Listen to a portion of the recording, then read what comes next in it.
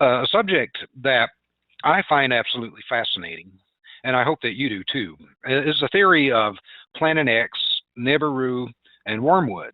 Now, as you know, in the Bible, wormwood is it's mentioned in the book of Revelations, actually, and it's a translation. I guess it is from it's from Greek. The Greek text is absinthos, and that translates into English as wormwood, and that's the English language version of the Bible.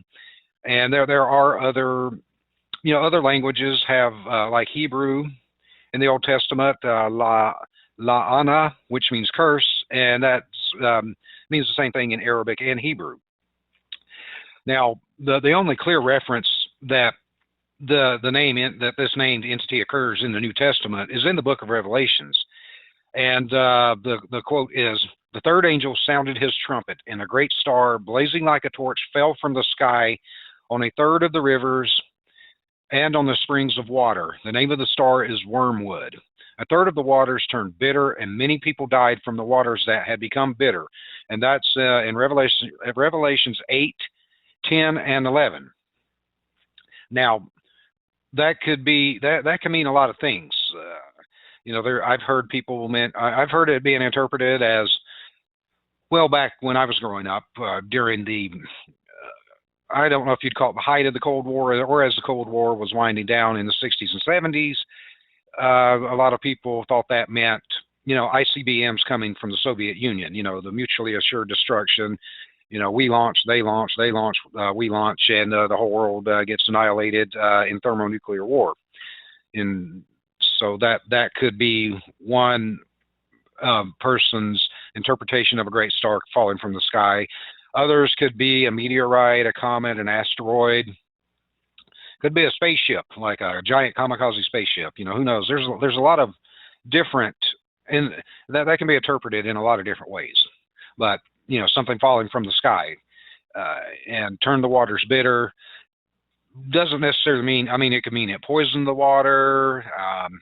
If you've seen the movies, and sometimes you wonder, has Hollywood been conditioning us with like the movies with the alien invasions and occupation of planet Earth, movies like Armageddon and Deep Impact, where these giant asteroids and comets basically were going to cause an extinction level event. And only in Hollywood could something like that be averted. In real life, I don't think so. And depending on your school of beliefs, no one knows who's right, no one knows who's wrong. Could have been created 6,000 years ago. The universe could be 6,000 years old, or it could be billions of years old. Who knows? Who knows what really wiped out the dinosaurs? The prevailing theory, and let me stress that word theory, is before they discovered the crater down in the Yucatan Peninsula, the prevailing belief was that they died from, I think, volcanic eruptions.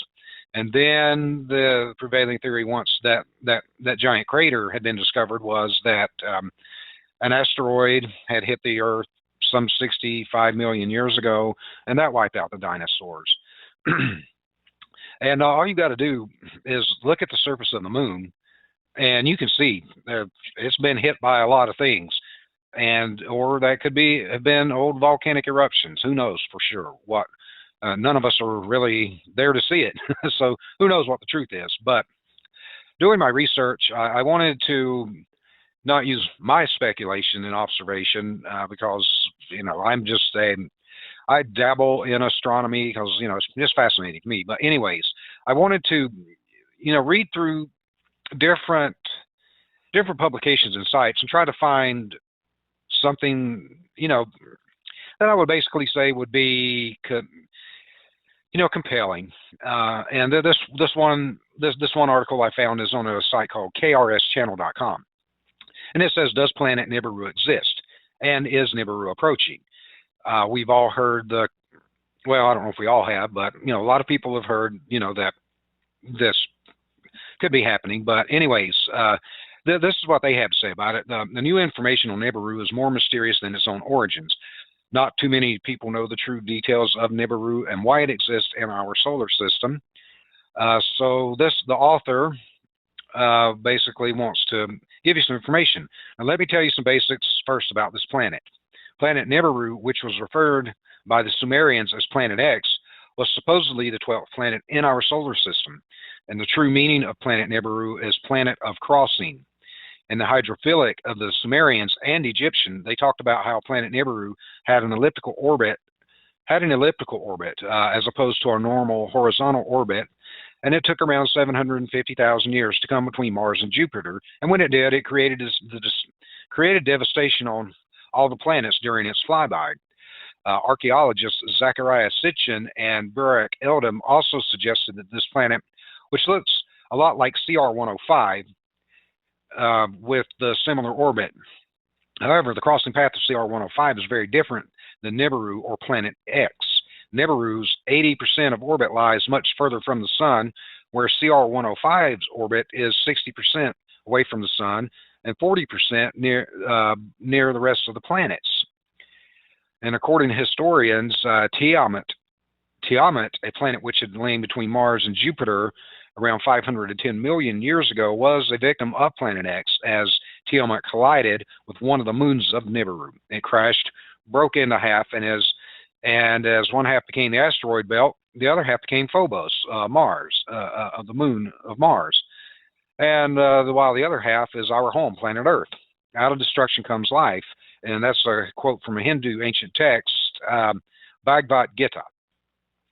Now, this planet has known to be, and it depends on who you ask, 20 times bigger than Jupiter with a burning moon, which acts like Nibiru's personal sun.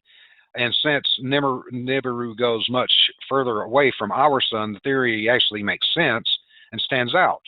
The Anunnaki, who are supposedly citizens of Nibiru, came to planet Earth around 25,000 years ago and gave a lot of knowledge and detail to the developing humanoids, whom at the time didn't have the brain capacity or thinking power to comprehend what the Anunnaki were saying. Even the Mayans had predicted the existence of Nibiru, and according to them, a certain dark energy in the shape of a planet which will be coming near Earth in the distant future. And every time this planet came around, the entire civilization of Earth was wiped out. Now, James McCaney is an expert on Planet Nibiru and Mayan history, explained that around 10,000 years ago, major devastation occurred, which destroyed many of the civilizations on our planet. And he also explained how ruined cities in South America were vanished, not because of war or plague, but major physical destruction here on Earth. And he also went on to say that before Nibiru passed by us 10,000 years ago, the North Pole was somewhere in the state of Wisconsin, while the South Pole was somewhere in the Pacific Ocean. Now, if he's right, and this event did occur because of Planet X or Nibiru, then we shouldn't worry about it for the next 740,000 years or so, right? Well, no.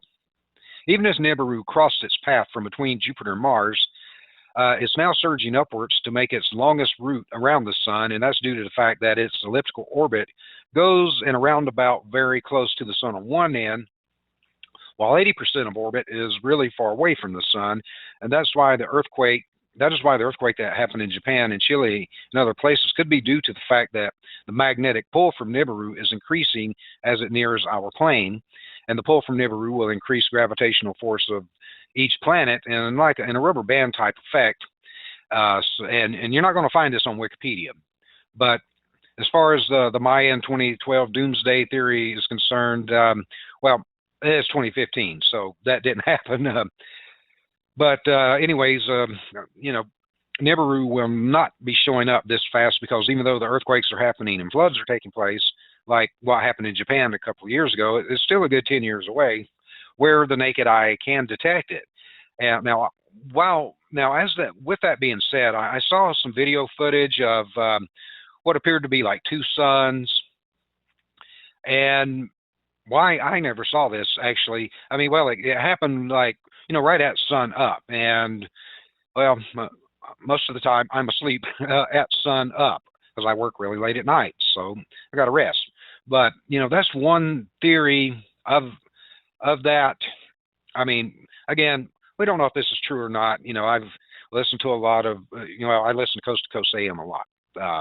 Back in the 90s and early 2000s, when I was doing a lot of a lot of shows, and I would be getting back from shows really late at night, the studio really late at night, or rehearsals really late at night, and I'd listen to Coast AM, and it was fascinating, and I became a fan of the show, and I still am.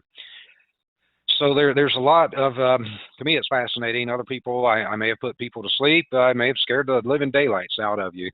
Don't let that happen, because we don't know if this is true or not. I mean, everyone has to make their own, draw your own conclusions and do your own research. I always say that. Don't take my word for it, because I'm not an expert at anything.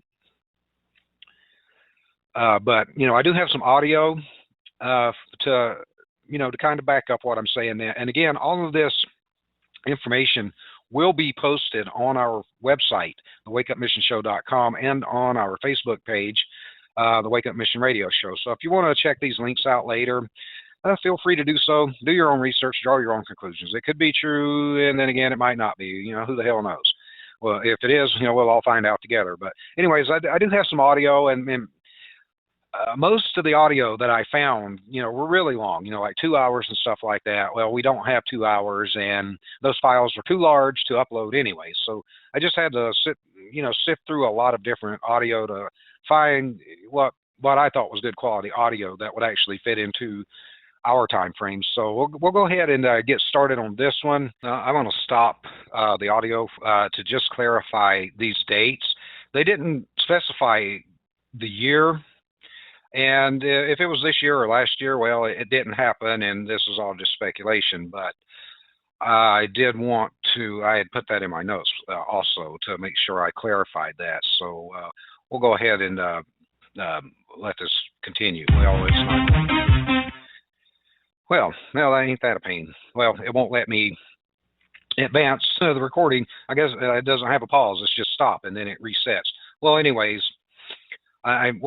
During my research on this, I found this fascinating interview with this guy. He lived in Puerto Rico, and he claimed to have been abducted by aliens, and they had given him a pretty dire warning. And I thought this was really fascinating. So let's go ahead and get to this one. Now this one is a little longer, and I'm going to go ahead and let this play. I'm not going to stop it because, well, we just saw what happened. Once it stops, it stops. It doesn't pause.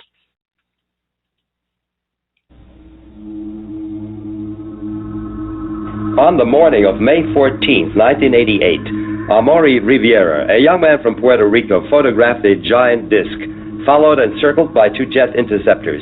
What makes the sensational pictures even more interesting is Riviera's claim that he had contact with the occupants of this UFO. Hello, my name is Amaury Rivera. I live in Puerto Rico, and back in 1988, I was working in a nightclub, and there was a musical group there. One of my cousins wanted me to photograph the musical group, and she loaned me a camera with some film. On my way back home, I encountered two small beings, two small strange men, which I didn't think were men from outer space. And they took me somewhere where there were other people besides myself, other human people, like from Puerto Rico, I guess.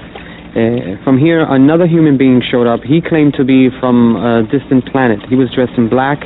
He had a dark skin, but he was not a Negro. He had long black hair up to the shoulders, and he spoke to us with the mouth, verbally, and no telepathic speaking. He showed us various projections, which looked very real, the projections, and he informs us about a whole bunch of things that are even still incredible to me. Then they returned me to... What did this holographic projection show? The holographs were mainly, the first one that I can remember was like a short trip through space. We saw where he came from, where he's said to be from. We saw his people, we saw the houses that they used. And the second one was about a meteor or a rock falling to Earth in the near future, which is going to cause a lot of havoc in the world. This would fall, it's going to fall in very near the Caribbean, Puerto Rico, and those other small islands, but it's going to affect the whole world, not just Puerto Rico. The last one is that they projected. It was showing us how there was only going to be one government on the planet Earth. They'll be living on some sort of artificial island that's going to be floating in the middle of a dark, black, dirty sea. And then this man returned me to my car again and left me somewhere different from where the whole ordeal had started. Apparently, it took me with car and all. After this, at this given time, I heard some jets in the sky, and I still had my cousin's camera, and I took the pictures, 4 of which I'm making public nowadays.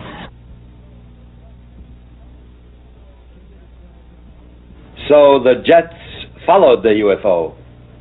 Yes, it was. They seemed to be surveilling it. I only got to capture just one of the jets in the photograph, but there were 3 of them. Or maybe I got in one of the photos one, and in the second or third I got one of the other ones, because they would go around it very far away, and while this one was closer, and turn, very far, very far. And by the time this one was coming back, another one was turning over there. There was always one or the other close to the object, to the UFO. Jürgen Martin has carefully investigated this case.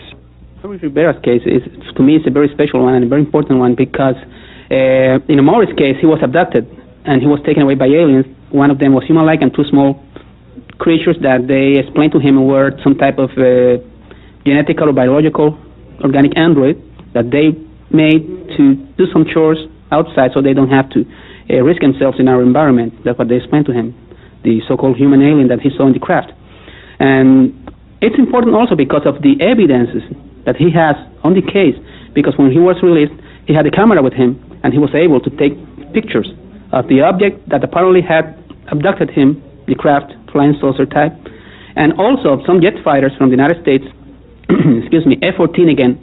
In most of these cases in the island, F-14s are involved with these situations of chasing and harassment and checking on these objects when they are seen in the different areas of the island.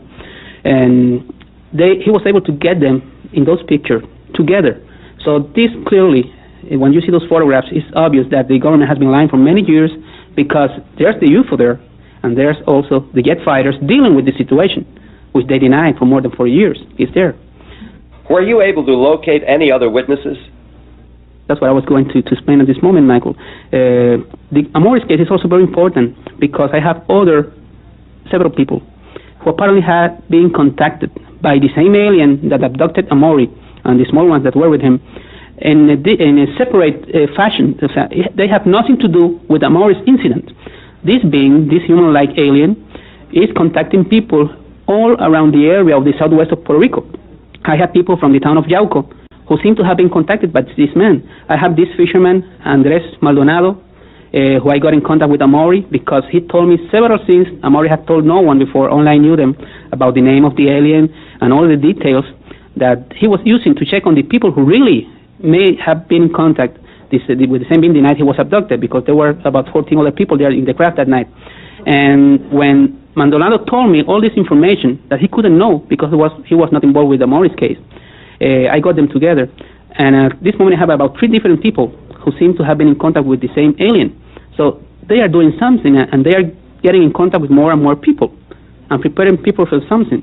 And this is very important, because all this corroborates Amaury's incident also. Other witnesses contacted Amaury himself. So far, between 1988 and 1992, I've been able to localize 7 of these people, because I've gone on different TV shows and different articles, and I've always been asking if anybody remembers anything similar happening to them, and that year, during that time, Mother's Day, to please get in touch with me.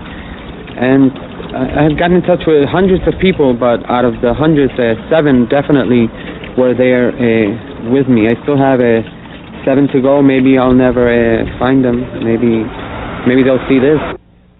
You investigated the Rivera case, Colonel Stevens. What was your impression? Well, of course, Jorge Martin took me to meet Amaury Rivera shortly after I got there with a Mexican team to study some phenomena in Puerto Rico. And when I first met Amaury, he was very reluctant to describe his case, because it still frightened him to think about it. And it took some time before we could develop enough confidence where he was comfortable talking to us about the case. But he would still tremble when he thought about it. He would turn pale. He'd become weak. He was frightened. But he has now reviewed the details and the points in sufficient length and depth that he can face the experience without the trauma, which he has learned to do. And today, or yesterday, we saw for the first time that he is able to manage his emotions well enough to describe that contact in considerable detail. You carefully analyzed the Rivera photographs. We took the pictures, yes. We took the pictures taken by Amaury Rivera to a NASA consultant facility in Scottsdale, where we put them through a computer analysis using latest state-of-the-art equipment. And we found that both the disc-shaped craft seen in the photographs and the aircraft are considerable distance from the camera, between 3 and 5 miles. We discovered that the jet fighter was moving and that the disc-shaped craft was moving relatively slow or not moving at all. We discovered that the ambient light conditions were correct in all respects. We were able to eliminate montages, paste-ups, reflections, models, all kinds of forms of technical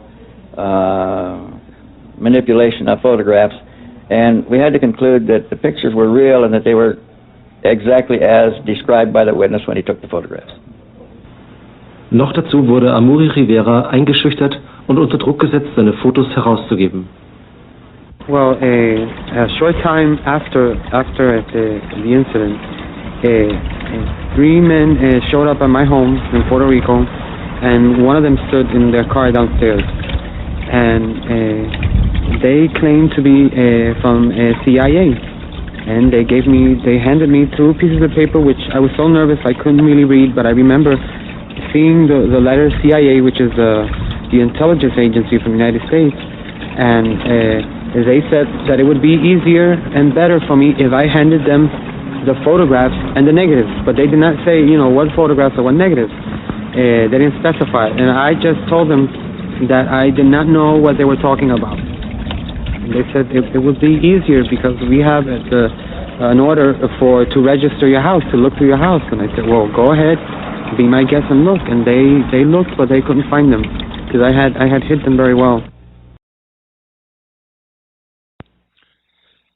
Well,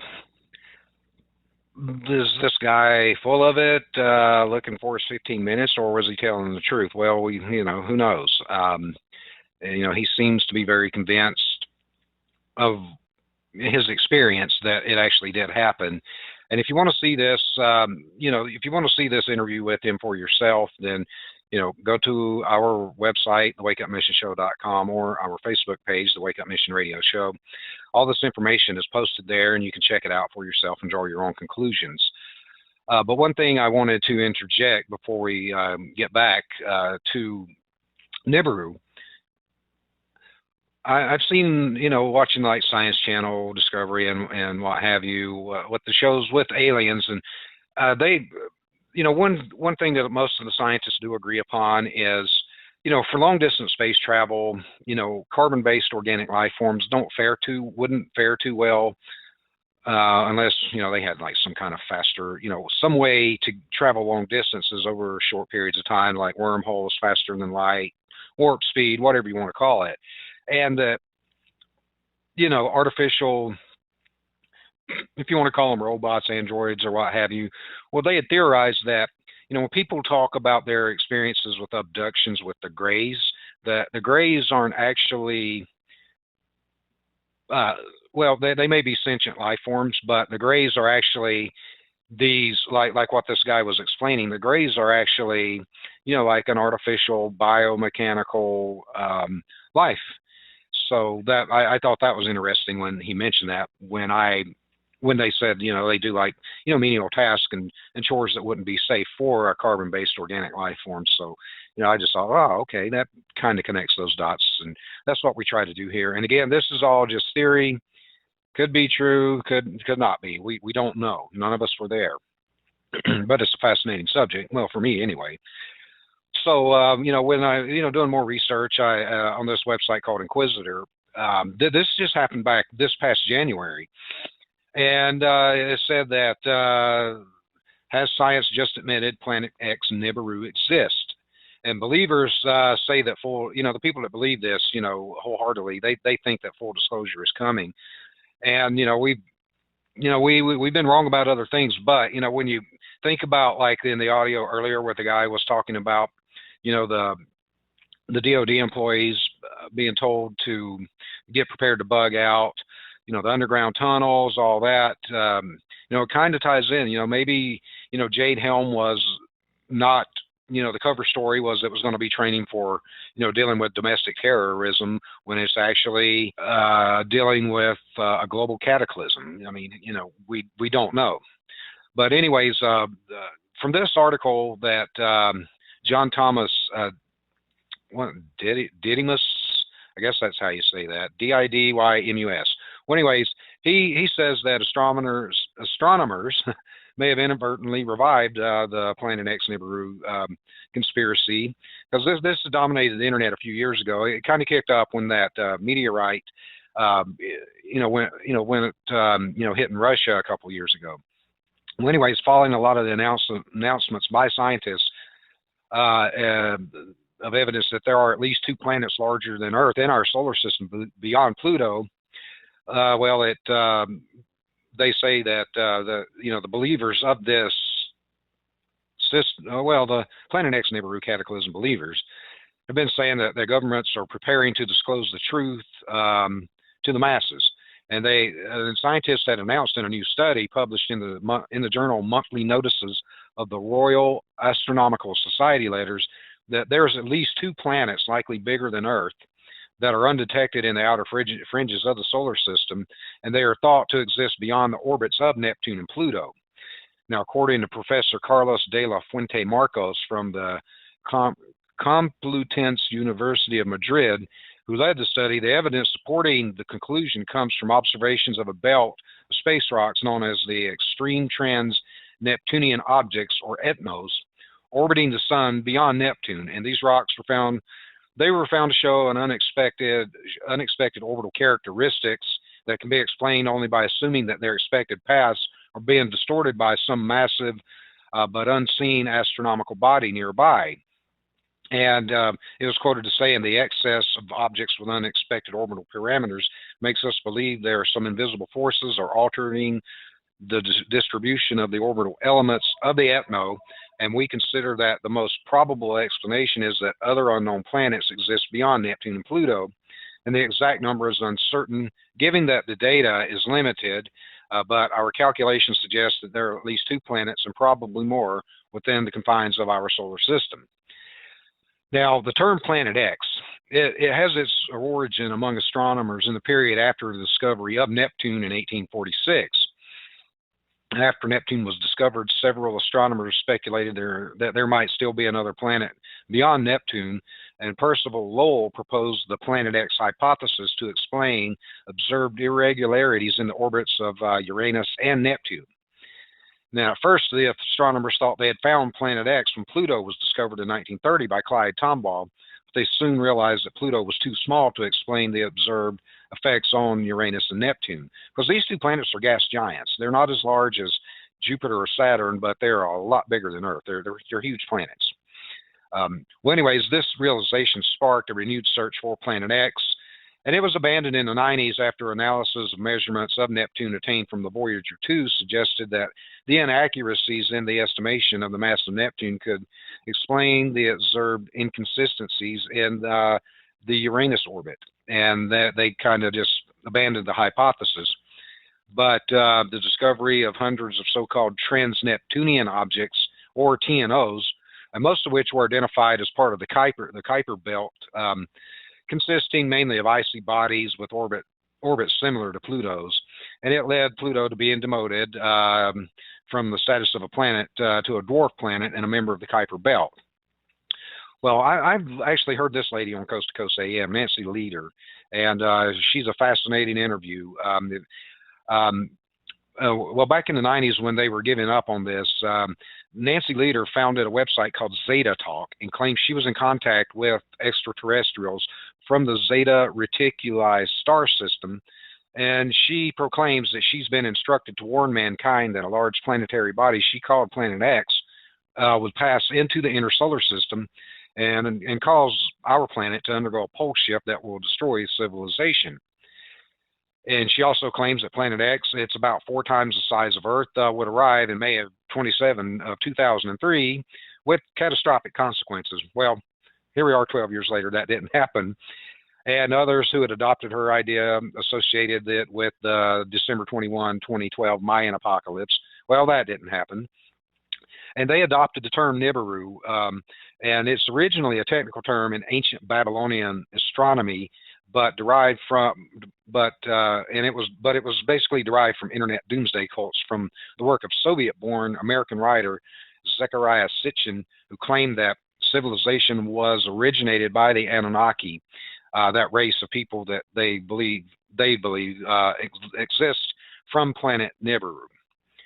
Well, the identification of leaders Planet X seemed natural due to Sitchin's theory in his book, The 12th Planet, that ancient Babylonian lore indicates there is an undiscovered planet called Nibiru beyond Neptune, and the Anunnaki live there. And, well, after the efforts to debunk the theory by emphasizing that science itself has abandoned its earlier quest for Planet X, the revival of the scientific Planet X will inevitably help to re-energize the doomsday movement. So here we are again.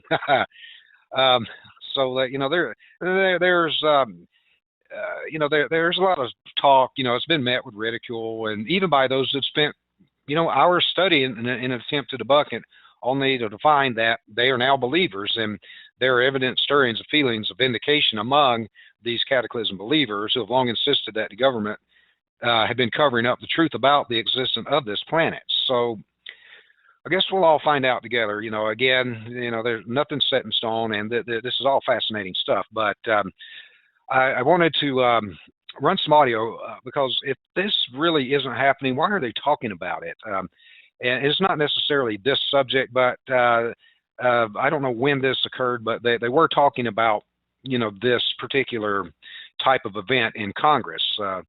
So take a listen. Thanks for watching YouTube. So this was some good work here. Thank you, Marcy. Great catch. Appreciate you passing this on. This is from Third Rock from the Sun TV show back in, I think this is 1996. This is the first season. Used to like this show, actually. Not too bad. Anyway, take a listen. And yet everyone on the planet gets all worked up about these pointless little behaviors, blissfully unaware of the great vaporizing meteor due in 2015. Which obviously doesn't exist because I'm kidding. You detected even a small one, like the one that detonated in Russia, headed for New York City in 3 weeks. What would we do?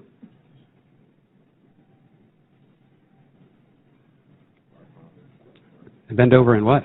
No, Congressman, that is, I don't. Again, I have to go back to what I said before. These are very rare events. From the information that we have on asteroids that we've discovered of all sizes, we don't know of one that will threaten the population of the United States, in 3 weeks. And we are trying very diligently, as I said before, with the President's budget, to put ourselves in a position where we advance the technology such that 3 weeks will not be something that causes us to panic, because we will be able to respond.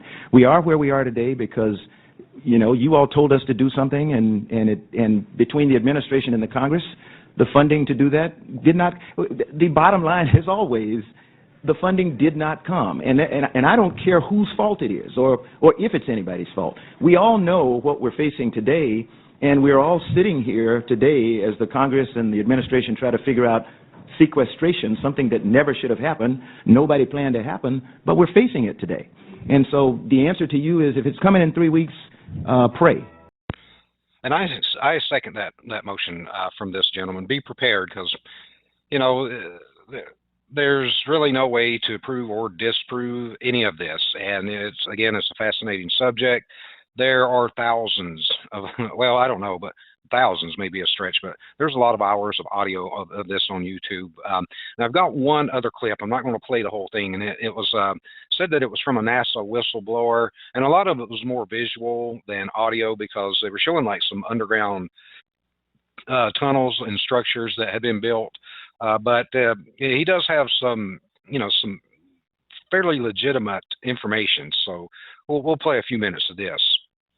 The panic and the havoc seen in the Russian Urals last winter when a meteor the size of a house exploded in the skies, well, we could be set for a repeat.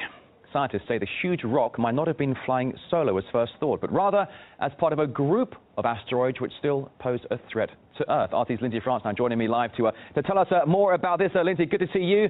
Oh gosh, let the panic begin. But before we get into what could be what some are already calling the buddies of this asteroid that came down earlier this year, can you remind us exactly what happened back in February? Yeah, that's right, Rory. Who can forget the asteroid on the 15th of February hit around 9:20 local time. An 11,000-ton rock, 18 meters wide, crashed into Chelyabinsk, of course, the mountains that separate Europe and Asia. We've got some sound of what the Russian dash camera, so widely used in this country, actually caught that very important morning, February 15th. Let's listen to what we've got.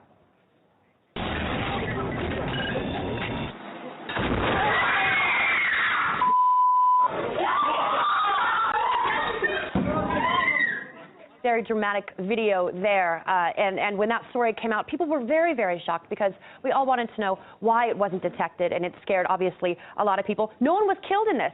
More than 1,000 were injured, but no one lost their lives, and that was what was such a shock to so many in this situation, and that is the fear, is this went undetected. So that's why scientists are trying to figure out if there are more, possibly, on their way. I mean, certainly, Lindsay, it was an early morning commute when this was going on. You were at work. I was here at work as well. Bloggers were going ballistic over this. And when you were just showing the footage there of windows exploding from buildings there, I suppose the sonic boom or whatever it is, I mean, this was a monster. It was huge. And it caused massive chaos and a fair amount of panic as well. The dash cam videos are just absolutely startling. But the news today, Lindsay, is apparently that monster rock may not have been alone. Exactly. Now, it is what scientists are calling sibling asteroids.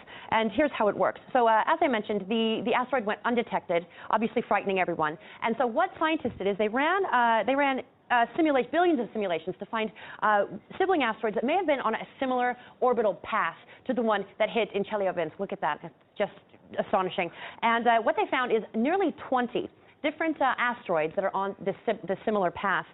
They span between 5 and 200 meters across, and they could one day follow their sibling to Earth if scientists, if they are actually following this asteroid on its similar path. Now, scientists do think it broke up, the large asteroid itself broke up about 40,000 years ago, creating all of these other rocks that are floating through space. But don't panic just yet, because scientists do also say that they haven't gotten a good 2-year chunk of time to monitor these asteroids. They've only gotten a very...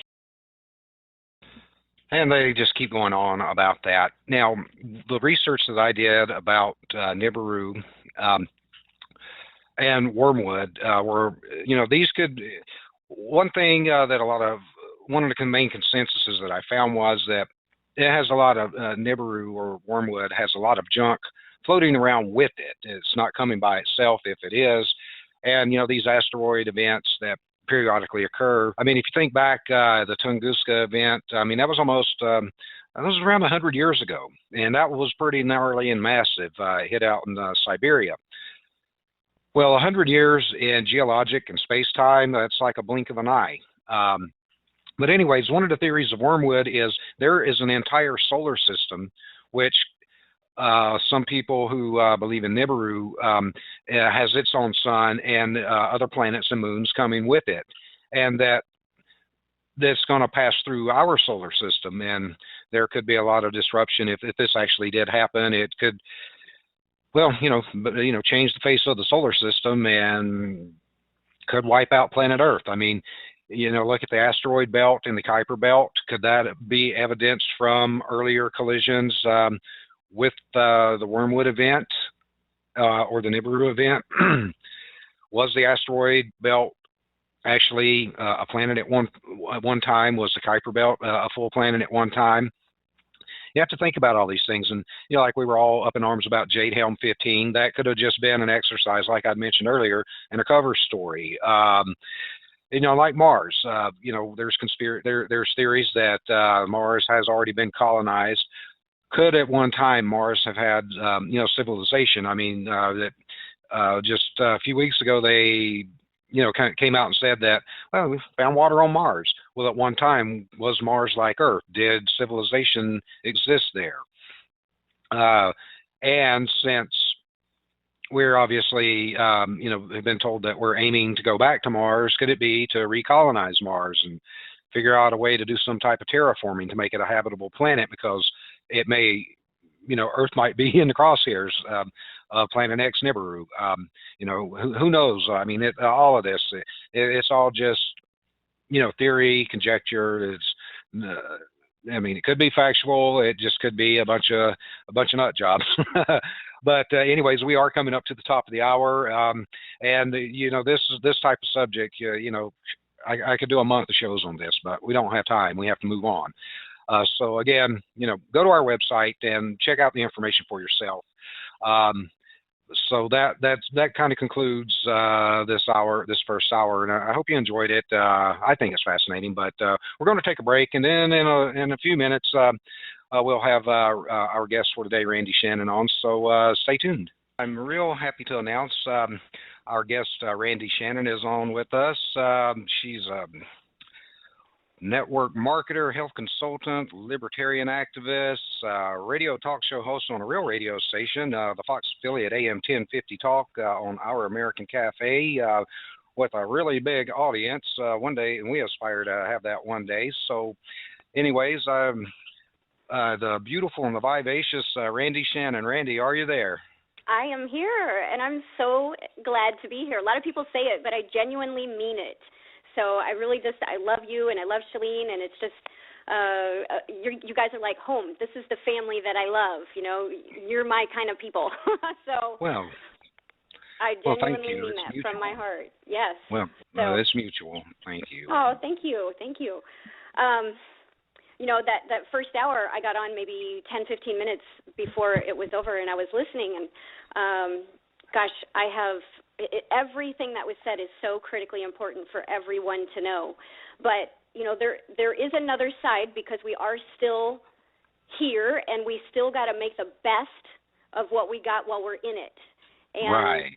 Yes, and so I found myself, I've really been in this walk for quite a long time, and my grandfather, he's probably 98 years or something. He's right around there right now. And so when I tell you from the time I was a small child, I remember his prayer, and I remember him telling me about the different things that would be coming. And, you guys have talked about Nibiru, et cetera. And, he told me these things when I was a small child. I'm 47 years old now. And, so when I talk to him today, he's still around. And, that's cool. Yeah, he listens to all kinds of late night radio shows. He can't really see too much anymore. He's basically blind for all intents and purposes. And he's a World War II vet. He had dysentery, so it still battles him today. He still has repercussions from that. He nearly lost his life. Wow. I like to tell a story. When cigarettes used to still be cigarettes, now they're all very chemical laden. But when he was a smoker, as a young man, he was a bombardier on the airplanes when he was in the war, and he said one time they had to do an emergency landing in one of these countries where cannibals were on the ground, and so they made their emergency landing, and they were instantly surrounded by cannibals, and everyone was thinking it's over, except for my grandfather, who was very calm, and he knew he had the Lord on his side, and back in those days they had the white T-shirts, and they would roll up their pack of cigarettes in their sleeve. Right, so right. And so he said, if this is it, this is it. And he takes the cigarettes out, and he actually passes them around to some of the cannibals. And everybody was smoking. Nobody could communicate to each other, but he gave the peace offering. And they all stood there and smoked, and the cannibals did not eat them. He's still alive today. Wow, that's scarier than actually the bombing raid. That sounds like maybe Papua New Guinea. Was that where they? Yes, that's where he was. You're educated on that. Awesome. That's exactly where he was. So yeah, that may actually have been where he got the dysentery too. I'm not sure. It could have been, and I don't know if still to this day if that's still practiced there, but there's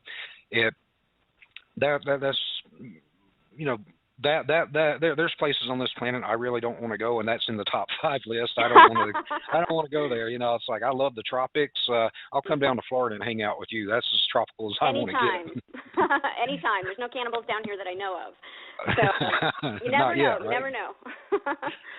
Yeah. Oh, So wow. his line was smoking doesn't always kill, because that's their tagline, smoking kills. But actually, today's cigarettes, they do kill a lot more. So so that was one of his great topics. Yeah. Wow, that's a great story. Well, with back in those days, that was standard issue. Along with your rifle and your mess kit, you got how many an X amount, a number of packs of Lucky Strikes to go with you. Yeah. That was just part of it. But that is a fascinating story. I bet he had all kinds of great stories to tell. Because a lot of guys don't really want to talk about that. I had an uncle. He was a lot older, and he fought in the South Pacific. And when my brother and I were small, a lot of times we would go over. It was mainly on Monday nights. My mom would go to circle meetings at her church, and she'd drop us off at Uncle Osborne's house. And every time we'd go over there, I'd pester him to tell me stories about the war. And I don't know if he just told me just to shut me up, or if he didn't mind talking about it, because a lot of people, it was very traumatic and they never got over it. Like, I had another uncle, he fought in the European theaters, my dad's oldest brother, and he didn't really cope real well. All I knew of Uncle Henry was Uncle Henry the alcoholic, and then when he passed and we went to his funeral, the full-on 21 gun salute, flag draped coffin, then come to find out all these heroics that because I think he was over in the Ardennes.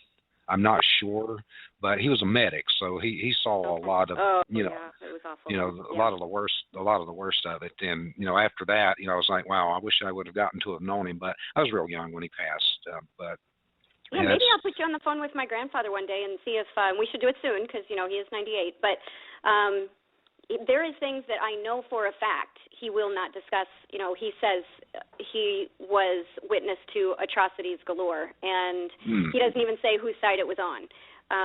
And there's a period of time where he absolutely blocks it out. So I have no idea what did happen. Maybe he would be more apt to tell a man than he would his granddaughter, but he definitely has stories. And there's things that I can say on air, but they're a fact of war.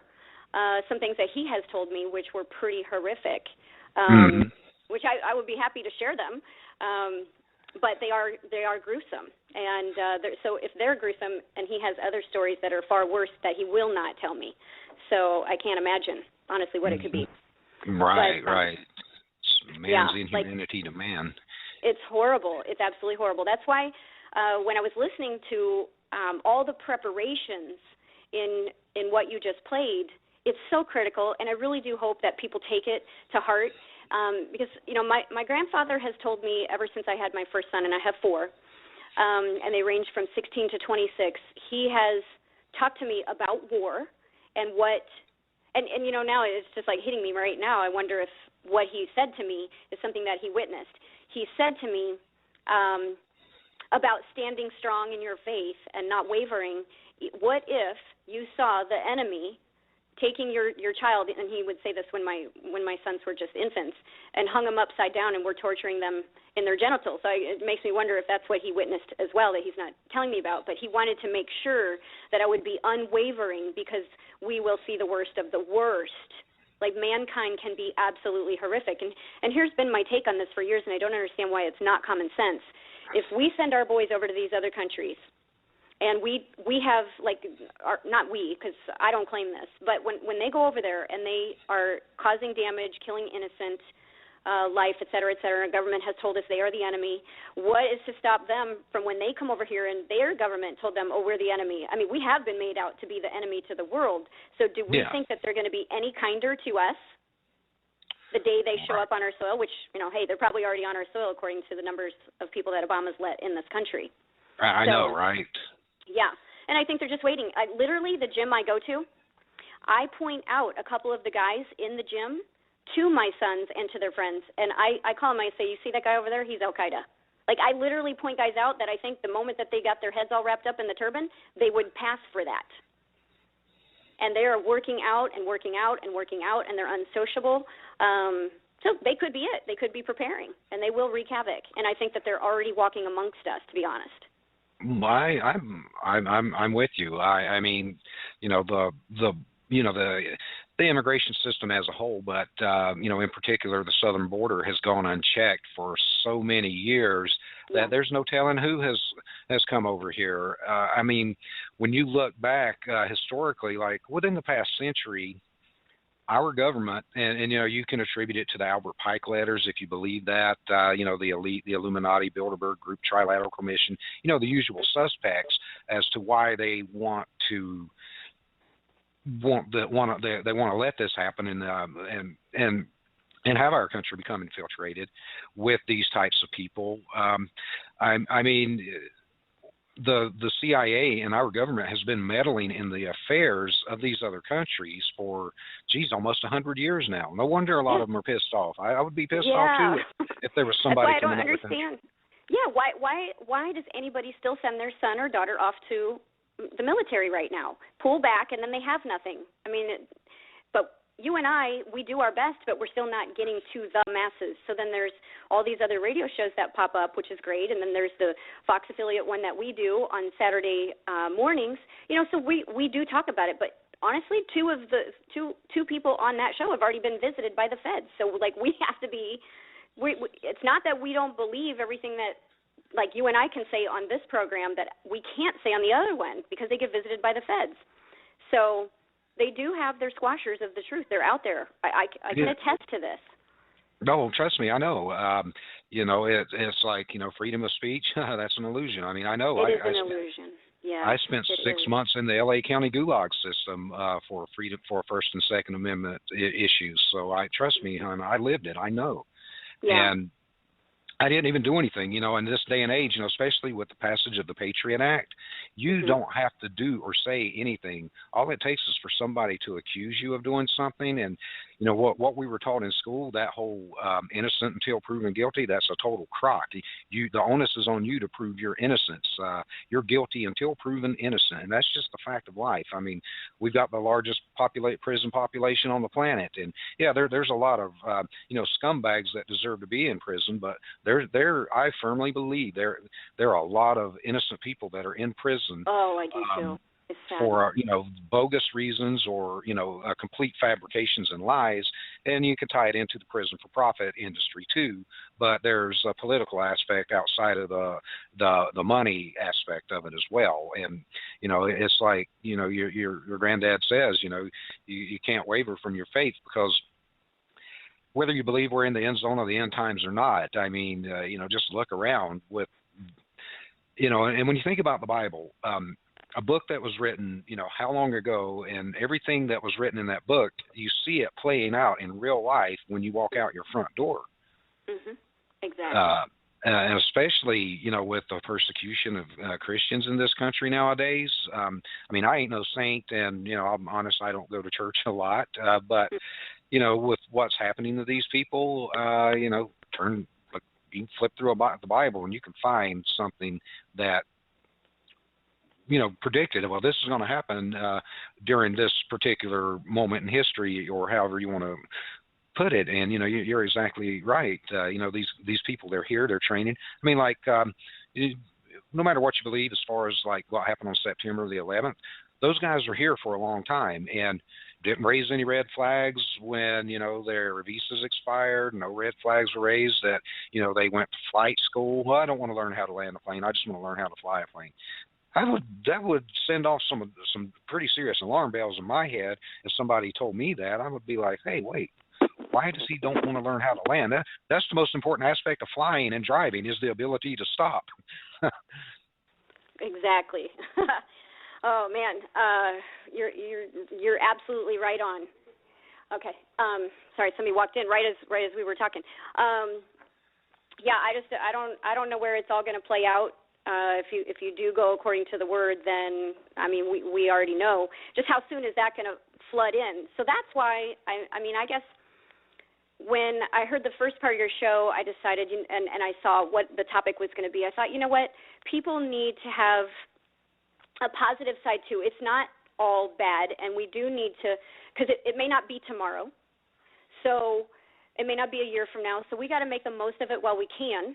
Right. And when I listen to that too much, then and not listen, but when I start talking about it and I I like kind of crumple up and don't live life near as much. It just kind of reminds me of like when I was married. Oh, yeah, I know. No, I've been that's a there. terrible example, right? Right, I've lived it. I know. Yeah, it's like, leave me alone. Okay. I don't want to go home. So when you got out of a bad marriage, then things kind of lightened up. And, you know, that's why I kind of wanted to give people some hope and give them some things to reach for. And Right. you did an awesome job laying that all out. And Yeah, I did an awesome everyone- job of bringing everybody down, so now it's your job to bring everybody back up. Bring with some everybody- positivity. Well, every single move that we make, it counts in one way or another. You know, and think about it. You are only as strong as your commitments. Think about the relationships, your business relationships, you know, churches, whatever it is. So for starters, let's just use the Bible as an example. So in John, and I never really talk Bible, but there's a couple of things. I heard this message, and I wanted to kind of relay it. In John 6:50, it says, "This is the bread which cometh down from heaven, that a man may eat thereof and not die." So there's commitment. That's what he's basically saying. Do this, not going to die. There's commitment. All things pertaining to life and godliness for sinners of every nation. I don't really like to say sinners because, you know, it says that he doesn't interact with the dark. So who repent and believe in him will not die, period. So there's the commitment. The church is only as strong as the commitment. The stronger you are, the more committed you are. If you go to the church and you don't commit, you have no right to expect anything. Maybe. It's kind of like a bank account, and you can't withdraw out of the bank account if you don't deposit, right? So if we don't commit, then you can't receive. So your commitment will set free the blessings that you are having on hold right now. And that can be, you know, I'm relating it to the church right now, but I'm going to relate it to everything else here in a minute. So in John, now this is what struck me. I'd never seen this before. John 6:66. Interesting, right? 6:66 right there. Okay. So you go to that verse in Scripture, and many of his disciples went back and walked no more with him. That's what it says. So in 6:50, he talked about commitment. Do this, and we're committed. But in 6:66, a bunch of them left, and they had no more commitment. And so he lost those. Those were the quitters, the non-committers, etc. So then in John 6:67, he says to the last 12, "Will ye also go away?" In other words, he's not changing his ways. It's his way or the highway. It's going to be done right even if he's the last man standing. So he's saying, hey, you going to go too? If so, that's fine. Go, because I'm not going to change. He's not going to change his standards, and we can't change our standards either. So you're either with it or get off the train. So then in John 6:68, Simon Peter answered him back and said, "To whom shall we go?" And basically in translation, that means you're the best, there's none better. So now let's relate that to life. Not that that's not, but I'm just saying. That is talking about commitment. I'm not going to change my standards. You're either with me or get the hell out of the way. And I probably shouldn't use that word when I'm talking Scripture, but that's the bottom line. With me or get out of the way. So we all want the best. We want the best commitments. We want the best standards. We want the best relationships. We want the best quality of life, especially in the times that we're in. So what do we do with it? We put this into life now, like in our relationships right now, in our businesses now, or our job, or about just being a great American and standing now. What do we see all over in the politics? We see a bunch of weasels, a bunch of spineless, worthless criminals not standing. What do we see at the county level? What do we see in the banks? This is all we see is just low, worthless, spineless, standard, non-committing types of people. And we have to interact with that all day long. I literally, Randy, which in case the audience didn't get it, there's two Randys on today. I know. Right? So that's just a good thing right there. I know. We got the coolest names. Exactly. So I wake up literally happy every single day.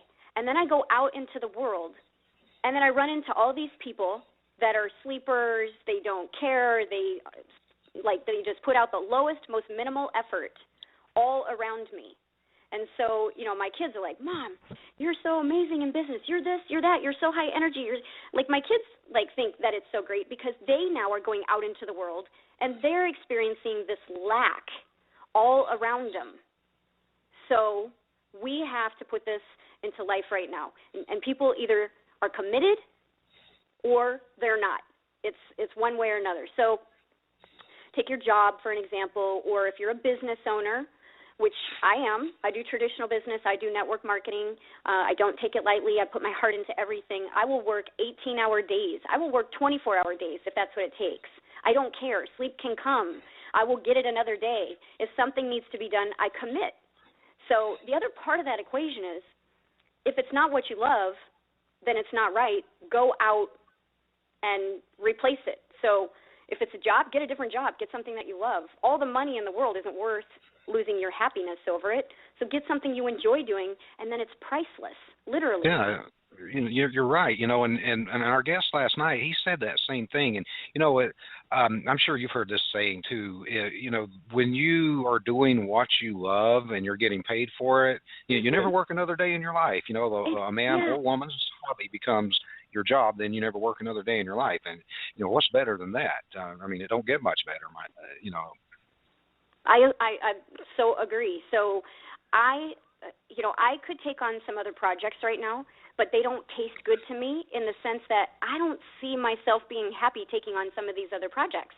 In the last week, I was asked to invest in something. I'm not hopping on that because I can't see feeling really good about it. And even if it made me a bunch of money, what I would lose was far greater. I would have to be worrying about tracking my money. I'd have to be worried about what's flying out the door the wrong way. I can't do those kinds of things. Or if I know that there's a project that I could take on that could be extremely lucrative, but I'm dealing with flaky people who are not reliable, then it's not worth the headache to me, and I won't touch it, or I will back out of it. I don't blame you, and this is something that has been drummed into my head and yours too. I'm sure when we first got involved in this type of work that we do, because we don't do just a radio show here. We've got a business. You're not only branding a product or a service or a company or selling a product, service, or company. You're branding yourself, and you're branding and you're selling yourself with the product and service. And if it's not something that you would be proud to represent, why would you want to do that? Why would you want to recruit, like, say, a friend into that if it's not something you're committed to or you believe in or you see the value in? Why would you do that? Exactly. So, if you're not in a job that you don't love, or you're not a business owner of something that you love, get rid of that and you will relieve all that stress that you're dealing with right now. Start something of your own. You guys are involved in stuff, I'm involved in stuff, and it's fulfilling and it's happy. It's not that there isn't days that don't have stress, but okay, so now let's move into the other area which we kind of touched on, relationships. Is it all it can be? Are you giving it your all? If not, start right now. You liked that person at one time, so if it's if it's repairable, repair it. At least give it that 1,000% effort, and do it for a few months. And if it doesn't work, then why are you staying in that misery? Get out of it. But honestly, genuinely be able to say, yes, I did it all. And some people will differ with me on that. That's okay. They're going to bring up the Bible, they're going to bring up the Word, and say, well, I got to stay in it as long as there's not been adultery. Well, I don't know. I said to somebody tonight that's a friend that is up and down in their marriage, and I said, let's say they're 40 years old and they only get to live to be 60. They got 20 years left. How do you want to live those years? I don't know. I can't prove it because there's just not enough in the Bible to warrant it, I guess. But if I'm absolutely miserable and I gave it my absolute all and I've been abandoned in that marriage, I'm out. Why do you want to give the one and only life you have? So, people can do what they want. What's your thoughts on that, Randy? Well, I agree. And, I'm no Bible scholar. I know there's, those who say that, divorce is highly frowned upon. So I don't know if that's exactly what it says in the Bible or that's someone's interpretation that they're preaching that it says. But, the way I view a relationship and a commitment to that is, I see people say, yeah, it takes work. And I'm like, yeah, it does take work. But, there comes a point to where if both sides aren't bringing an equal amount of love and value and commitment and, all the, putting their all into it. I mean, what's the point? And if we, because tomorrow's not guaranteed. You said, like, if someone's 40 and they knew they were going to live to 60, why would they spend that last 20 years? I mean, it's like, go out and rob a bank and go spend that last 20 years in prison. It's going to be the same thing, only you don't have any bills to pay, right? But I guess to my own failings, I'd always looked for, perfection, and believe me, I'm far from perfect, but not perfection in a physical way, but just where a relationship was just something easy to do, and that could be, I could be way off base, where it's like, why do I have to work at being with this person when we should just, our souls, bodies, minds, everything just join as one, and we go skipping along our merry way for the next till death do us part things. So I don't know. I'm a complete failure at relationships. So I don't have anything good to add to that, unfortunately. Well, let me throw one other thing in on the relationship part, because we have a lot of listeners, and this gets posted out. Your show and stuff gets posted out on social media. I posted it out on different things like Google Plus and Facebook and Twitter. I see porn pictures. Now, I'm a woman, okay, so I look for what the males that are in my friends list do. I go look at them, and then I go look to see what their likes are. And if I see them at any way, shape, or form liking porn or pornographic type pictures, I block them completely, because even that I don't want in my life. And so I look at those guys, and liking those pictures left, right, and center, I say, why are you doing it? Don't you want the real woman sitting right next to you? And do you really think that the porn girl is going to give you the time of day? Okay, and so why waste 1 second of your life on that trash? You can't touch it. You can't feel it. All you can do is look at it. Go lay your wife down and go look at her. Way more fulfilling. Go do that, and then your life will get better. So, and then there's people, like me, who just block them completely. I don't like it. I've blocked tons and tons of friends. It was part of the downfall of my marriage, and so I want nothing to do with it, or a guy who wants anything to do with it. So they literally get blocked. So if men, and I can only speak for men because I'm a woman, if men want a good woman, get rid of and not just porn, but just all the junk stuff out of your life, and give all your attention to that relationship, back to commitment, back to high standards, back to wanting the most for you. So what people got to remember is it doesn't matter what they're going through. They need to make no excuses. They need to commit more, serve more, change more, give more, do more, expect more, learn more, all of the above. And if they need to change their career, they need to do it, and do it right now. What are you waiting for? Life, the clock is ticking. And if you love what you do, stick with it. Just give it more. If you're already at that point where you're at that plateau where you're super happy and you don't need to change anything, that's great. But we still have a country falling apart, and they need to just continue to stand and be a better American, and be a better American through social media, through conversations, through going to groups and having conversations and actually trying to make change. So, and then they need to, not question their commitments just because they don't see instant results. Like, look, a lot of people are standing right now in this country, and we're not seeing a ton of great results, but we just have to recommit to this every single day to what we have, whether it's the relationship, it's the career, it's our country falling apart in shambles. We have to just wake up and commit to this every single day, and we gotta get to the goals in life. Quit fooling ourselves without having these commitments, because commitment is absolutely required. This is where we're gonna grow. So Jim Rohn, I gave a speech one time. I basically copied his speech for a Toastmasters class, because I didn't have the ability to get up in front of a room and speak. I didn't have the ability to get on a radio show and speak. I was very nervous. I was very timid. And I listened to one of his speeches one time, and so I used it for my first speech in the Toastmasters group. And one of the lines that was in it, he said, "Bangladesh is hard, America is easy." And we do still have it easy here. We have an uphill battle, because we have a lot of factors at the head that are trying to destroy this great nation, but there is still so many great people, and they're even involved in law enforcement, and they're even involved in the government, and when they stand, this evil head is chopping them, but they still do it. They still do try. They still stand out. I know of police departments right now that are ready for a gun grab, and they're not going to do it. I know of towns where the cops are hot, as in dirty, I should say, is probably a better word, and the good towns know about it.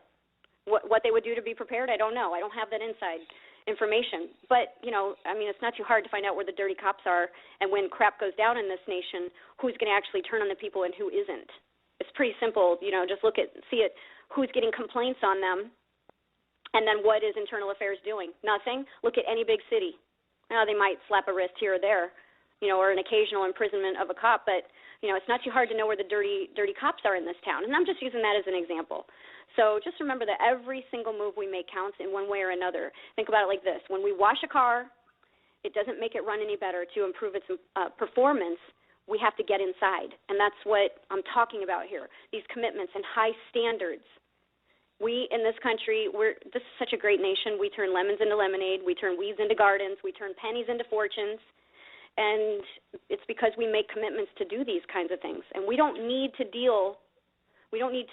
play with the hand that life deals us. We can change it all, any day, any moment, at any time that you wish. We can do this. So I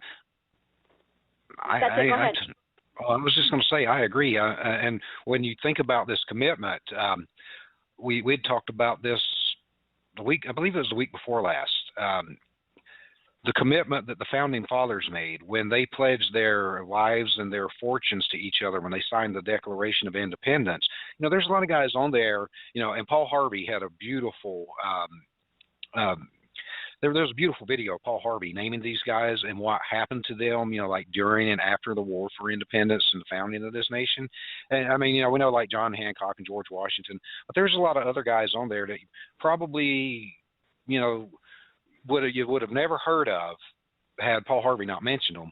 And these guys, a lot of them ended up, you know, penniless, broke, because they made that commitment, and their sacrifice gave us this country. And even not even just those guys that signed that document, but, you know, I got into an argument with this guy online. This is stupid. I don't want to spend too much time on it, but it was about the gas tax in North Carolina. And I was like, well, hey, you know, fight tyranny, drive 30 miles to South Carolina, and, you know, gas is 30 cents a gallon cheaper, and then this way you are self-defunding the DMV.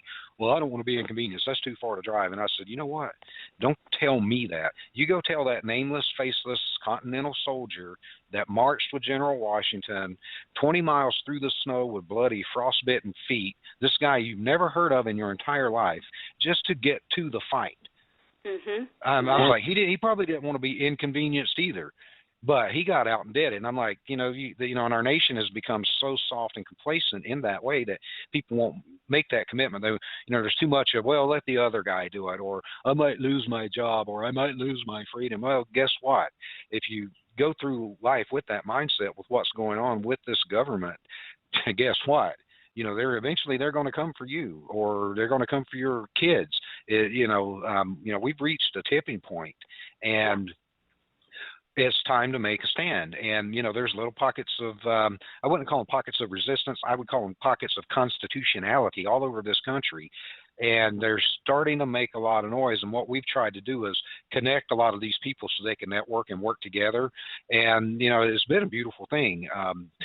And I know, you know, you do as much as you can, too, with your organization and your activism. So we've all got to, like you said, make this commitment. And we've got to make it to ourselves, to each other, our families, and our country, because we ain't got nobody else. We are all each other have when it comes to that. And I tell you what, I would rather die on my feet than live on my knees any day of the week. You know, it just ain't going to happen. It's not going to happen, and people have to get that little snap in their head too. No matter what, they got to commit, and they have to have high standards. And when people start to put those high standards into place, they will take stands, and they will not tolerate the bunk that's going on in this country. And I know the listeners on your call, they get it, but maybe this call recording will go far and wide, and it will affect somebody for change. And maybe it inspired somebody to stand higher, to stand taller today. You know, be leaders, not followers. Be bold, not timid. You know, don't settle. Go for the goals, whatever it is. press on when confronted with adversity. And right now, we're all being confronted with adversity. They're killing the middle class. Everything that should be right is wrong. All the corruption at every single level right now, it's an infestation of cockroaches. And we have to stand above this. We have to have high standards. We got to have commitments to not let the cockroaches seep in. Oh, might that make you a little bit more money if you do the wrong thing? No. Say no to it. Say no to the junk. Don't get so immersed in the sports that you forget what's going on around the country. Don't be willing to give up your rights so easily. Every time I fly, I opt out. I don't want the molestation pat down, but I also don't want the x-ray. So I inconvenience them.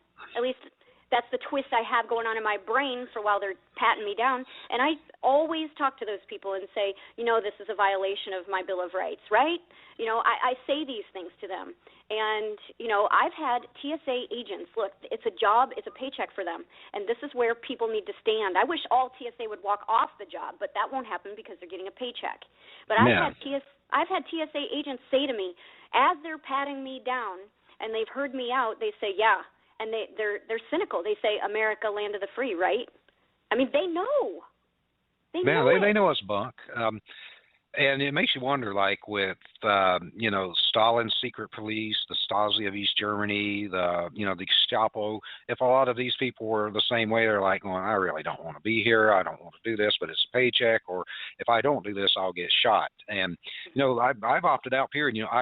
We were talking, last night we were talking about this. I used to love to fly. And so did Shalene. I mean, it was great. And, it was the most efficient way to get from California to North Carolina and back to see my family. And after September the 11th, I just hate it. And I will drive unless I absolutely have to. I will not fly, period. And that's just it. I will drive, ride my motorcycle, whatever, to get from A to B. The only time I'll fly is if I've got to be somewhere that's way far away and I don't have a lot of time. But otherwise, screw it. I'm driving. I'm not even going to deal with that. Yeah, I've taken more road trips. I went back to the Midwest 2 times just to Iowa, and I drove them. And that's like almost 24 hours each way. I don't want to do that when I can fly in 5 hours, but I did it to avoid the molestation. I hate it that bad that I would rather put myself in the car for 24 hours and lose the sleep than fly. So I'm like you. Prior to, probably the last year that I flew a lot was right around 2008 and 9. And I flew a lot. I mean, every month I was on at least 1 or 2 flights for business. And I just completely cut it off in 2010. And it's like what you said. It's a rare, rare, rare moment if I fly. Cannot stand it. Because I don't want to go through it. A lot of these people are so rude. They treat you like you're absolute trash. And an opt-out is like a nightmare. They take your stuff away from you when rule number 1 is you're not to be separated from your stuff. So I argue with them all the time on that. And, they look at me like, oh, and I've had an agent, a TSA agent, say that. Oh, we got a troublemaker over here. I'm like, no, I'm not a troublemaker. You're separating me from my stuff. Don't you hear it on the speaker? Never be separated from your stuff. So it takes people to stand. And, every time I fly, and you tell me, Randy, when you opt out, are you not the only one around opting out? I never see anyone opt out. No, everyone's just going through like it's like an assembly line at a factory, right? Yeah. And and it's kind of like it was some credit card commercial that used to come on a couple of years ago. Everybody, and they're playing that. There's some factory music that used to be played in a cartoon. I don't know the name of it. I'm not even going to try to hum it, but everybody's playing with a credit card. No, I want to hear that. I can't remember it all. Something like that, right? Well, all these people are going through the line to pay for their coffee with their credit card, right?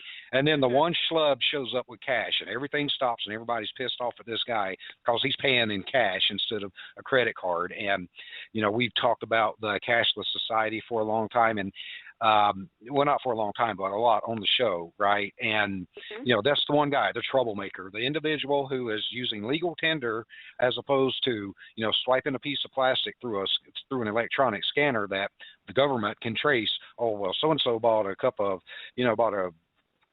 coffee with creamer and sugar at 8 o'clock in the morning at the 7-Eleven, whereas, the guy paying in cash, they don't have a record of, well, this guy bought a large cup of coffee with half and half and sweet and low at the 7-Eleven at 8:01. They don't have the record of that, and it's and it's propaganda. I'm looking at that going, I'm paying in cash.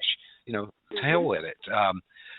And there's all sorts of ways to opt out, all sorts of ways to fight back. And we were talking about this. It's like. Chris Rock, I don't really like that guy. I think he's an ass. But one thing he said that I agree with is we don't pay taxes. They take taxes. Well, if the entire country, if you're paid on like a W-2, file exempt, you will immediately defund the federal government. If everyone filed exempt, no income taxes are being taken out of them. What the hell are they going to do? Throw us all in jail? I don't think so. Right. It's called standing together. You're absolutely right. Like, I don't know if you saw it yesterday, but I wrote a letter to what was the restaurant? Olive Garden. They sent me a coupon to come into the restaurant because, clearly I haven't been there in a long time. And this is what I wrote them. I said, we stopped eating your genetically modified food a while back. When you clean it up and learn the facts that GMO food causes cancers and tumors and death, then maybe you'll change the whole path and take care of your customers. Until then, we go to organic, non-GMO places to eat. There are a lot of places that got it long before you. What exactly are you waiting for? And I included a list of 400 organic, non-genetically modified food makers. Some are restaurants, some aren't. And that got shared all over Facebook, got lots of likes, got some comments. The point is it was a one-paragraph letter. Everyone can write that. I stopped, and so did my kids. We stopped supporting all of the restaurants around here that that serve the poison food. So if everyone in mass stopped going out to eat and just bought organic, that would stop the whole genetically modified food chain in a day. Yeah, it would. Yeah, and it's not the same as, well, don't buy gas on Tuesday to screw the oil companies. No, gas isn't going to go bad because nobody bought it that day. It'll still be good tomorrow, but this genetically modified garbage they're trying to pass off as food, it's got a shelf life, and they're going to be sitting on a lot of smelly inventory, and they might get the message, hey, you know what, and I agree with you. It's like, go to your local farmer's market, find a butcher, a local butcher with locally sourced not produce, but locally sourced livestock. That's the word I'm looking for. Instead of buying all this crap at the grocery store or whatever, and learn to grow your own stuff, and whether your stupid city says you can or not, grow your own vegetables. What are they going to do? If the whole city grows vegetables, well, this piece of paper says you're not supposed to grow vegetables, and we're going to send the police to your house. Well, if everybody in the city's doing it, then what is the police going to spend all those resources going to everybody's house trying to arrest them? I mean, you're going to end up with a revolution on your hands. And the same thing with like collecting your own rainwater and stuff. If everybody would tell these idiots or these criminals that wear suits and robes, no, your law, what you wrote on that piece of paper is not law. We will not comply. That's kind of like my motto. I will not conform. I will not comply. I'm a long-haired, tatted out, sleeved out, guitar playing, motorcycle riding entrepreneur, and I'm not going to conform. I ain't cutting my hair. I ain't going to work in a corporate office wearing a suit and tie. I'm a T-shirt and jeans and boots type of guy. That's just it. Exactly. By the way, on the garden thing, and you're right, and see, there is victories when people have high standards and they commit to things. I did an interview with Dr. Edward Group. He founded the Global Healing Center. He's a guy that several years ago, he's a former military, by the way, and then he went into chiropractic medicine. He's a doctor. The feds went in because he was curing people of cancer. So the feds went in and raided him, took all of his patients' folders, and they told him to his face that they burned them. So he was never getting his patients' folders back. And they also told him directly to his face that there will never be a cure allowed for cancer. Yeah, it's big business. Why? I mean, they'd go out of business. And, we were talking, and that's like the little Amish girl, she went, their family fled overseas. She's cured because they didn't want to take chemotherapy. And now the girl's, she's fine. And now they're trying to figure out how to get back in the country. And I was like, sneak up through Mexico or go on a birthday.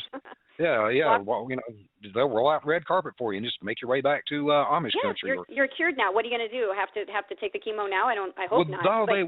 No, what they wanted to do was make her take preventative chemo. It's like, we couldn't get the poison in you this way. Well, we're going to try to get it into you that way. And I'm like, you know what? The people that told them that, they need to be strung up. Straight up. Gallows roll for those people.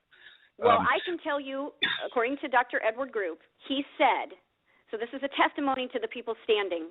Thank God people are standing and making commitments to stand. He said in the last year, over 800,000 new organic gardens went in. That's a lot of new gardens. That's a lot of breaking away from the grocery store poison, from the farmer's poison, from Monsanto. It's a good-sized breakaway. And I'm hearing, and maybe you know more on it, that some of these McDonald's are closing up because they're not getting the business that they used to, which, I don't know why they wouldn't, because there's still a sector that's always going to go there, but because it's cheap food. But, all people have to do is look at the studies.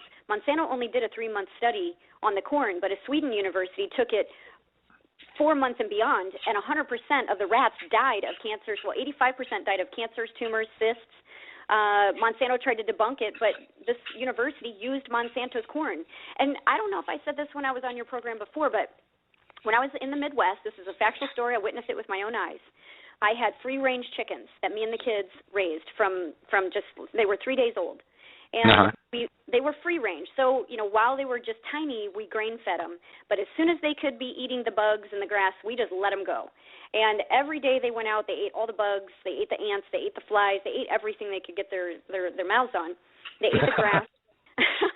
And then, here's the thing. It was in Iowa. So the farmers all had their corn in the field. And when they finally took it out in the fall, when they take that grain out of the field, a lot of it will drop to the ground. It doesn't make it to the truck. And so our chickens, all the wildlife, think about this.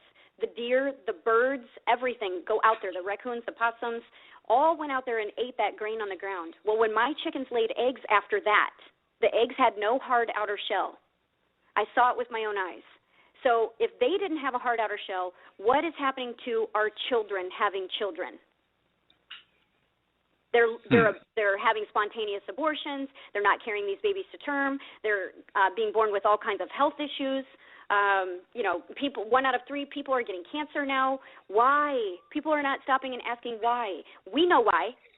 And so we have to take stands. We have to take commitments. We have to educate. We have to make our relationships strong. I was telling somebody today, I was driving down the road, and I went through a construction zone. It was a shortcut, okay? No, I had the windows up, so I don't know. But it was a shortcut, so I thought, okay, great, I'm going to avoid all this traffic. So I go through that, and what did I do? I ran over a bolt. The bolt went into my tire, and these are very, it's a 2014 Jeep. It's a nice truck, nice tires, everything is beautiful. And all of a sudden, this alarm goes off on the inside of the car, and the front tire is at a 40 PSI, and the back tire is at a 29. And then before, I barely made it to the driveway, and it's at a 26. And I can hear the air just flowing out, and I can see the bolt.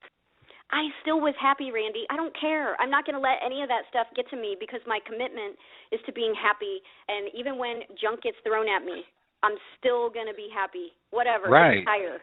Yeah, you just throw a patch on, pull the bolt out and throw a patch on it and fill it back up, and you're done.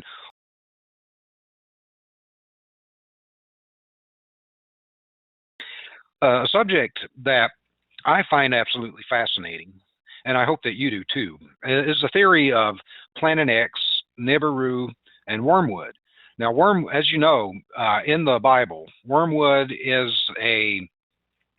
it's mentioned in the book of Revelations, actually, and it's a translation. I guess it's from Greek. The Greek text is absinthos, and that translates into English as wormwood, and that's the English language version of the Bible. And there are other languages have like Hebrew in the Old Testament, la'ana, which means curse, and that means the same thing in Arabic and Hebrew. Now, the only clear reference that that this named entity occurs in the New Testament is in the book of Revelations. And the quote is, "The third angel sounded his trumpet, and a great star, blazing like a torch, fell from the sky on a third of the rivers and on the springs of water. The name of the star is Wormwood. A third of the waters turned bitter, and many people died from the waters that had become bitter. And that's in Revelations 8, 10, and 11. Now, that could be that can mean a lot of things. I've heard I've heard it being interpreted as, well, back when I was growing up, during the I don't know if you'd call it the height of the Cold War, or as the Cold War was winding down in the 60s and 70s. A lot of people thought that meant, ICBMs coming from the Soviet Union, the mutually assured destruction. We launch, they launch, they launch, we launch, and the whole world gets annihilated in thermonuclear war. And so that could be one person's interpretation of a great star falling from the sky. Others could be a meteorite, a comet, an asteroid. Could be a spaceship, like a giant kamikaze spaceship. Who knows? There's a lot of different, and that can be interpreted in a lot of different ways. But something falling from the sky and turn the waters bitter doesn't necessarily mean. It could mean it poisoned the water. If you've seen the movies, and sometimes you wonder, has Hollywood been conditioning us with like the movies with the alien invasions and occupation of planet Earth, movies like Armageddon and Deep Impact, where these giant asteroids and comets basically were going to cause an extinction level event, and only in Hollywood could something like that be averted. In real life, I don't think so.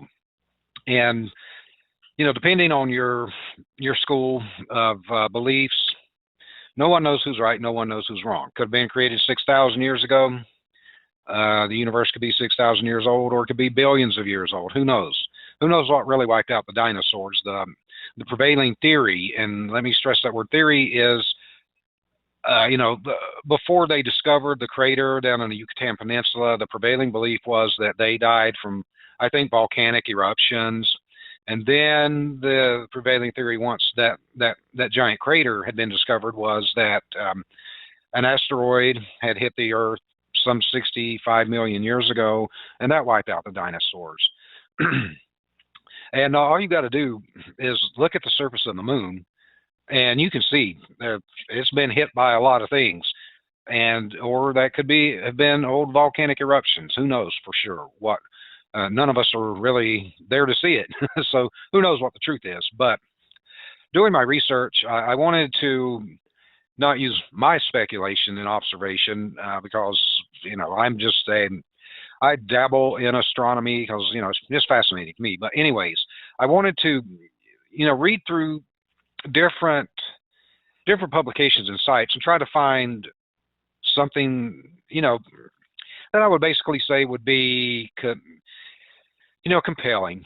And this one article I found is on a site called kRSchannel.com, and it says, "Does Planet Nibiru exist? And is Nibiru approaching?"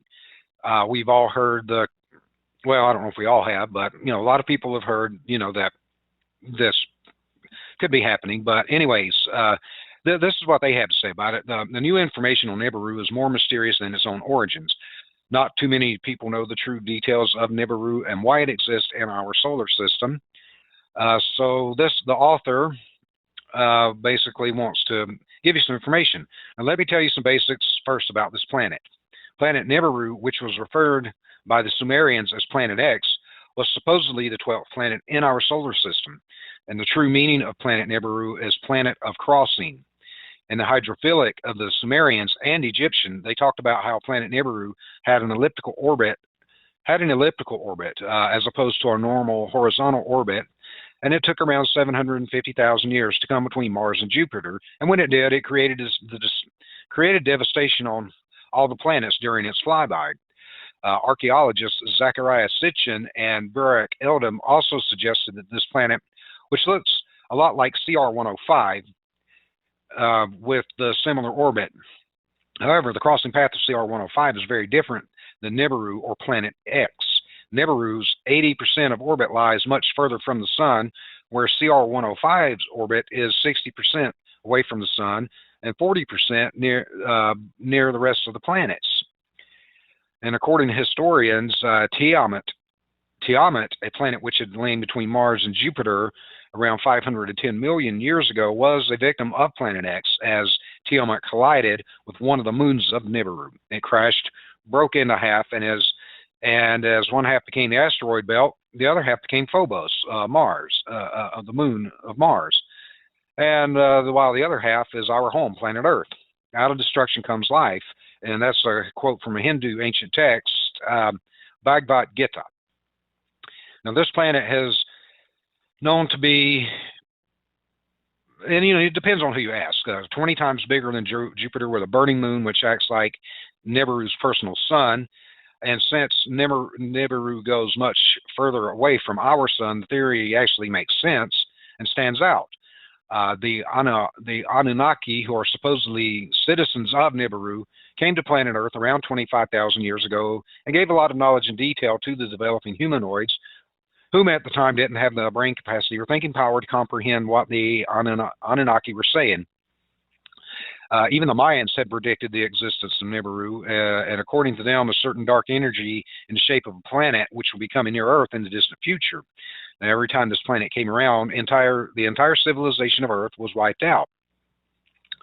Now, James McCaney is an expert on planet Nibiru and Mayan history, explained that around 10,000 years ago, major devastation occurred, which destroyed many of the civilizations on our planet. And he also explained how ruined cities in South America were vanished, not because of war or plague, but major physical destruction here on Earth.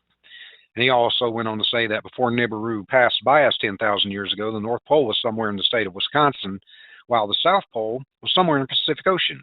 Now, if he's right, and this event did occur because of Planet X or Nibiru, then we shouldn't worry about it for the next 740,000 years or so, right? Well, no.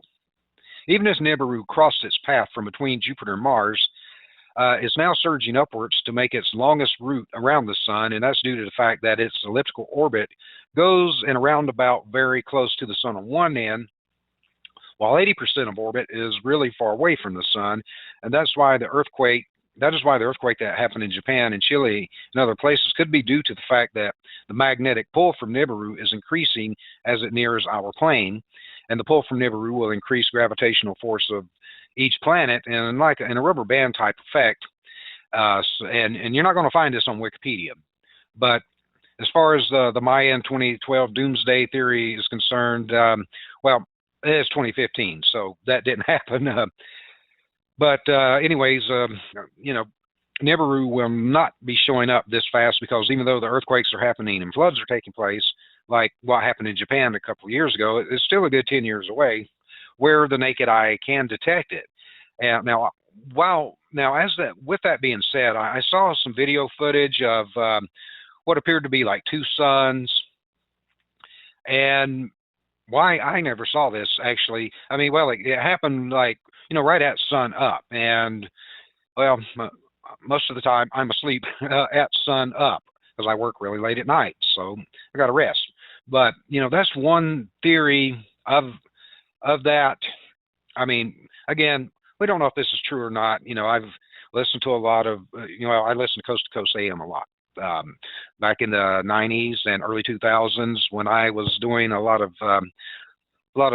shows, and I would be getting back from shows really late at night, the studio really late at night, or rehearsals really late at night, and I listened to Coast AM, and it was fascinating, and I became a fan of the show, and I still am.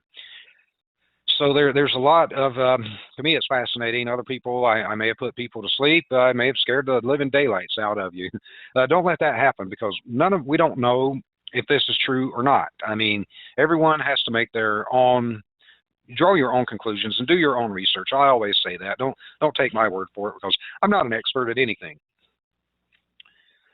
But I do have some audio to kind of back up what I'm saying there. And again, all of this information will be posted on our website, thewakeupmissionshow.com, and on our Facebook page, the Wake Up Mission Radio Show. So if you want to check these links out later, feel free to do so. Do your own research, draw your own conclusions. It could be true, and then again, it might not be. Who the hell knows?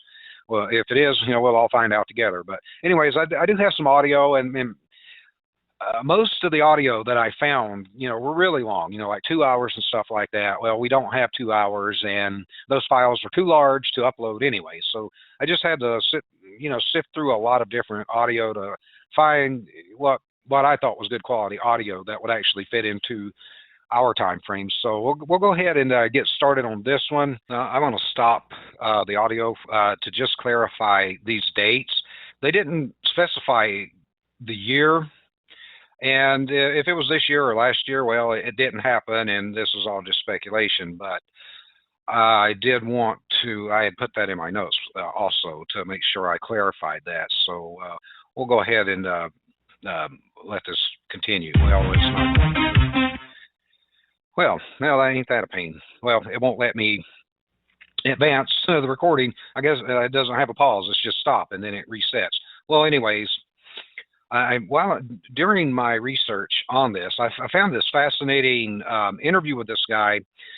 He lived in Puerto Rico, and he claimed to have been abducted by aliens, and they had given him a pretty dire warning. And I thought this was really fascinating. So let's go ahead and get to this one.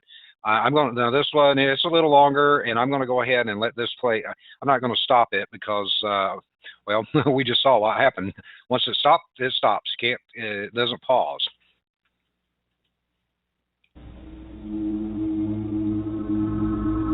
On the morning of May 14th, 1988, Amaury Riviera, a young man from Puerto Rico, photographed a giant disk, followed and circled by 2 jet interceptors. What makes the sensational pictures even more interesting is Riviera's claim that he had contact with the occupants of this UFO. Hello, my name is Amaury Rivera. I live in Puerto Rico, and